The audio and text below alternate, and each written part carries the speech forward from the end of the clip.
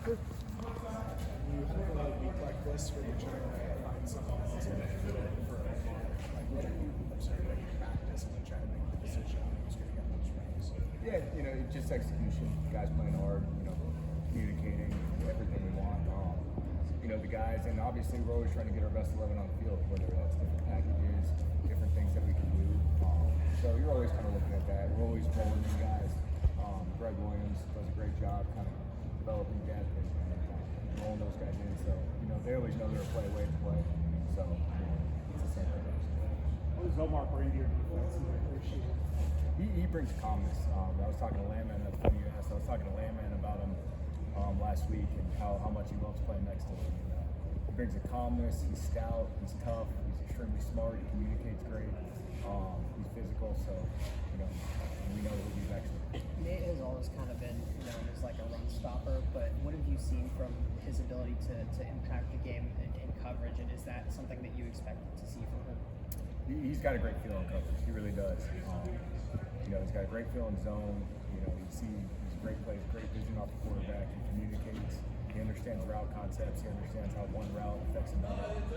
So he just has a great feel. I don't know if I necessarily expected that, but we saw it pretty quick in OTAs. Yeah. How would you evaluate the play of the secondary to this point in the season? I think they've been really good. I think each play, each game's its own entity. I think we can do a better job as coaches putting them in some better positions. I think we've had some tough matchups, some isolations, sometimes where, whatever you're doing on defense, where you got to maybe win a one-on-one here and there. But we're really happy with how they're playing. You had a situation where Kello was kind of supposed to be like the big physical test for goes down. How does that kind of better off the equilibrium finding these matchups? Yeah, no doubt. And it's a matchup-based league. Kello was a great player for us, and obviously still will be. And just like when anybody goes down, and any week you're playing, it's different matchups, different receivers. Obviously the Ravens have a lot of different skill sets, pose a lot of different problems than the Niners will or anybody else we play. And that goes, every single week no matter who's playing.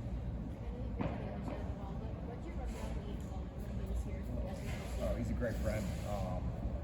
Great friend of mine. Our wives are really close. We still keep in touch, text, talk all the time. He's a great coach. He has a great vision. The main thing that sticks out to me about him is he's a connector. He's a people person. He gets along with everybody. He was assistant receivers coach, but he was a guy that everybody on the defense knew and everybody loved. The whole coaching staff. So he's just a great guy.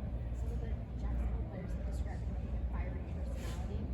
Is there a moment where you saw that? I've seen some of those videos, and I definitely agree. You knew he had it in him. But obviously in his role here, it wasn't necessarily, not necessarily everyone's looking to inspire the whole team. But he's definitely a guy that, he can get guys to believe in because he knows football, he loves football, and those guys will follow. What's the challenge when you're preparing for a team and a guy like possibly Lamar Jackson, or could be a guy who's completely different if he doesn't play? For you as the defensive coordinator, is it just all about concepts, or how do you differentiate? That's a great question, Gary. You got to be ready for everything, and that's our job. As the defensive coaches, is we got to put our guys and have the preparation to put them in the best spots. And it's definitely a challenge. Definitely different styles, and you're going to treat them differently depending on who's playing. So you got to be ready for both, and if that means us kind of staying late and doing some extra work, then we're definitely going to do that. Where's Sean? He's doing awesome. He's been repping really no matter what. Kind of getting in the reps every week. Obviously, he's been playing scout team and the mix squad for the offense. And but he's just a stud. He's doing a great job, and we're excited. Excited about him. Is the one member of the team undrafted this year? What did he do in camp to his fall as far as you could tell pretty early that the game wasn't too big for him. He's like we were talking about with Omar.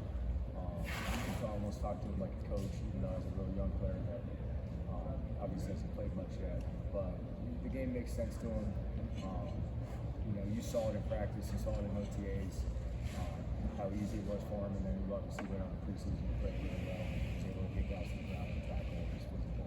We're seeing it on special teams right now. tell them more what you mean by talk to him like a coach. Does that just mean like less time spent on like explaining concepts, or what exactly does that look like? Yeah, it's like, you know, when you, exactly what you're saying, Stu. You know, you might say a concept and you can just tell he gets it right away.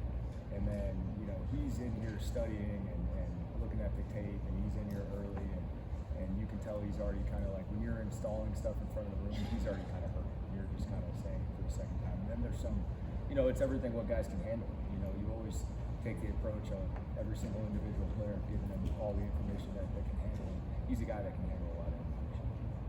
All right. Thanks, guys. Thanks. So you guys